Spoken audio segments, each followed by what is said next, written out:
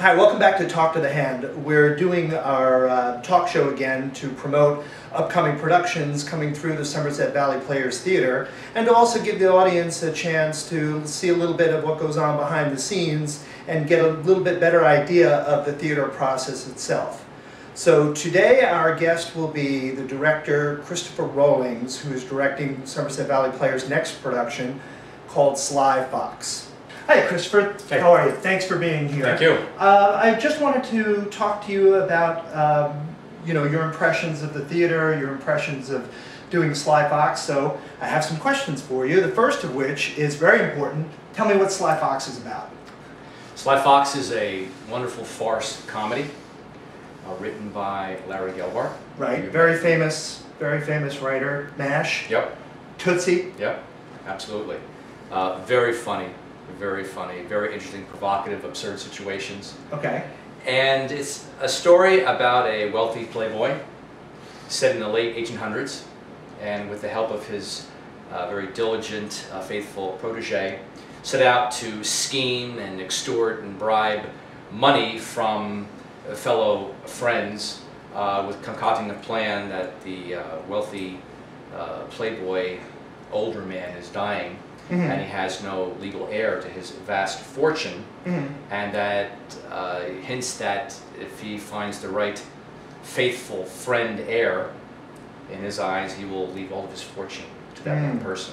Okay. So all of his business partners and or friends that he's somewhat acquainted with, they all now race like vultures to this scheme, and it's really the situation of how what greed and fear does to people in relationships, and the plan that Foxwell Sly, the main character, devises is really just how to get more money from them and how to push the limit and getting them to do things that they never would conceive of doing for the sake of getting more money. Okay. And these people aren't really poor in their own right either. They're Right. all wealthy people in their own businesses, but the thirst for more, never having enough. I want to be wealthier and wealthier, and it's really about what happens to these relationships in the midst of chasing greed and all that. So the greed and the gold fever hits all of them? Well, you can basically say gold fever in a sense, but in terms of just this one character. You know, the mining era, I think, has passed, by this point. It's taking place in San Francisco. That's when the show where the show takes place. In the late 1800s. So it's probably more, it doesn't specify, but we're doing it more like 1890s. Okay. All right, so it's well past. Yeah, yeah. Okay. But that fever still infects the air. People that get rich quick, there's Right. people in gold in them dour hills, and I would assume a lot of people that are portrayed in this story, had made their fortune through other things, from the gold rush, from other things, in that era. So the idea of get rich quick, is very prevalent in their thinking. Okay. So who's playing the lead? Lou Savarese is playing the lead of Foxwell Sly. Okay. And has he worked here at SVP before? I believe this is his first show here. Great. Yeah. Great. Now, did you pick Sly Fox, or did the theater pick Sly Fox? The theater picked it. Okay.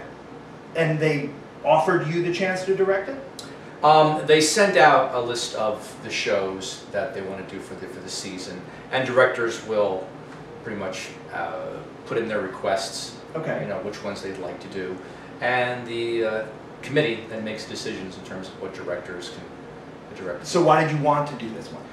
I like this one, aside from scheduling conflicts, this story really grabbed me. Okay. Not so much it being a comedy, though it is, again, a very wonderful farce, but thinking in terms of what's happened even in our own country, Occupy Wall Street. Right. And Bernie Madoff. Yes, exactly. Bailouts. Right. All Didn't that. start with Ponzi.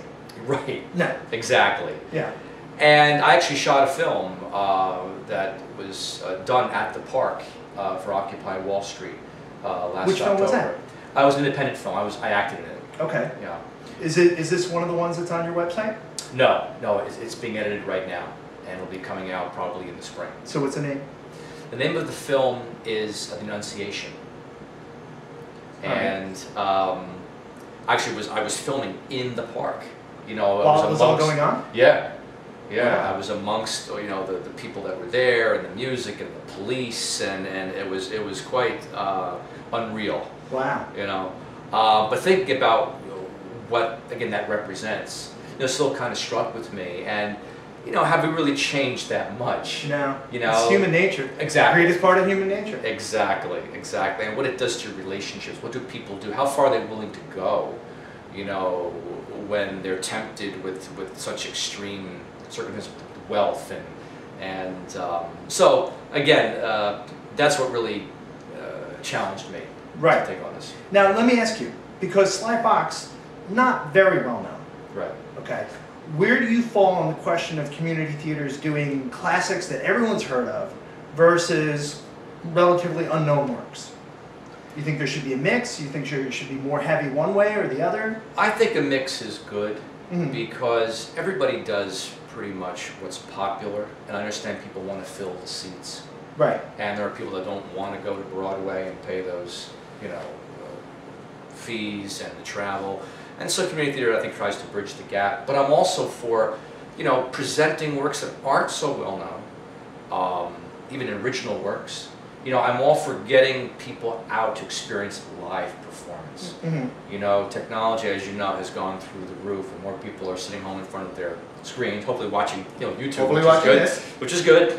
But it's again to lead them to something more. Right. It doesn't end here. Right. You're doing a great thing with your show to bring people to come to the theater, to experience live performance, to support local artists. So I think a mix is very healthy. Right. Now you said Sly Fox is a comedy farce. Correct.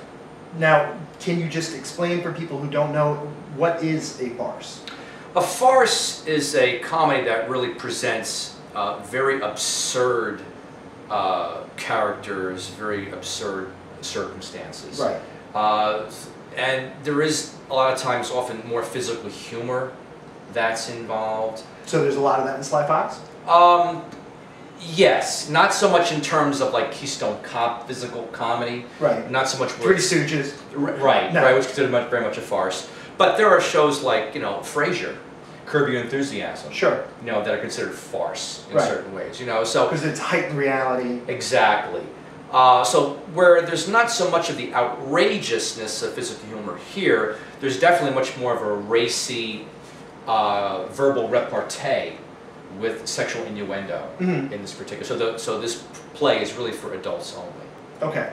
So this, Saying if that. this were a movie, it's rated R. R, rated R. Okay, that's good. That's good for the audience to know. Now, how many shows have you directed? I've done 3 here. This is my 3rd.